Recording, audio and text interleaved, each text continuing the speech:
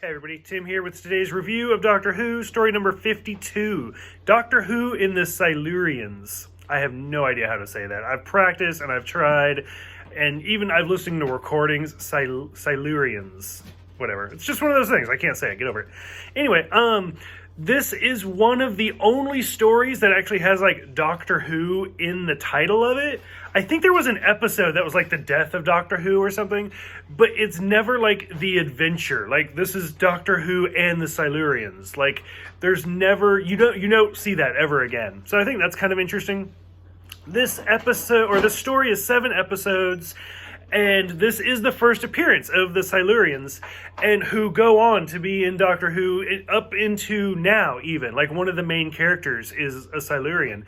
So I think that's really cool. That it's a new villain to the series, but they stick with it for a long time. And then we even see like a branch off, the Sea Devils, later on.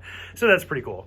Overall, I think it's 7 episodes, and it is still really early for the 3rd Doctor, so it's a little tough for me to get through. This is the first episode with Bessie, the yellow car that the Doctor drives, and the license plate even says Who Won on it. He brings up the sonic screwdriver at one point.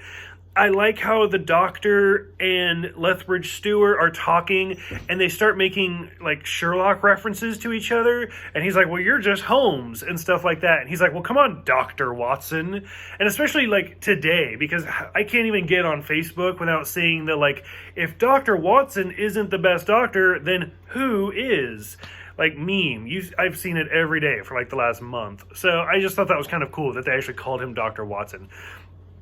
One of the things that I didn't like was the giant dinosaur dragon thing, because they don't really reference it or like acknowledge it after its initial appearance, and that it scared the one guy and gave him a heart attack.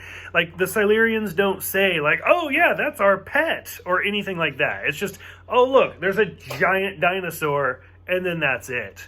I did really like the globe, how they actually have a globe, and I don't know if it was Pangea on there or not, but they say, oh, the continents look like they did 200 million years ago. I was like, that's actually kind of cool. Like, back then, they still had globes.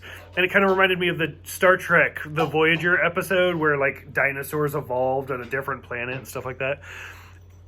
The one line that really got me is we're going through and there's some sort of creature and people are dying and getting kidnapped, and then when we finally see it, the Doctor's just like, hello, are you a Silurian?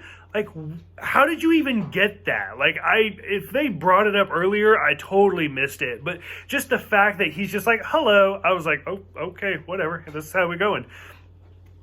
At one point, so early Doctor Who, not even early Doctor Who, into like mid Doctor Who, continuity is not a thing at all. Anybody who wants continuity, this is not the show. And it's kind of funny because they've tried to fix a lot of the mistakes.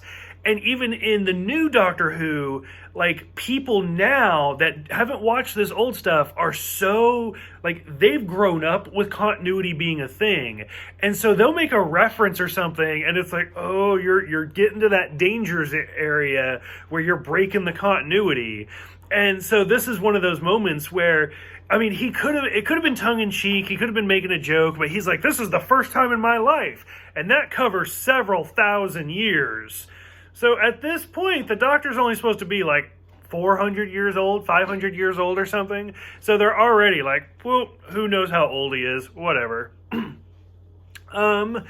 They make a reference to revive us 50 years from now, which would be right around now, especially since we've already passed the 50-year anniversary of Doctor Who. So that was kind of great. So the 3rd Doctor is very well known for the big catchphrase, like, reverse the polarity of the neutron flow. He doesn't quite say it. In this one, he says, oh, I have to fuse the control of the neutron flow. So it's those beginning steps to something that we'll see a lot going on. And then kind of the big twist for this whole story is where they're like, okay, the Silurians are going to go to bed and we'll take care of this later on. And then Lethbridge Stewart's like, blow it up. And so the Doctor goes to leave, and then Bessie breaks down or whatever. And then, sure enough, you start seeing all of these explosions, and Lethbridge Stewart just like nuked this entire race and just killed everybody. And I mean, Liz is kind of like, well, he was doing it because he had orders.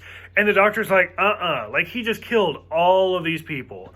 And so, I mean, it was really kind of heartbreaking, and unfortunately, I could be wrong, but I don't think there's any consequences. Like, I don't know if they ever bring that up again as I keep watching these stories. I mean, hopefully, if they do, I'll find out in the very next episode. But as of right now, I seriously doubt it.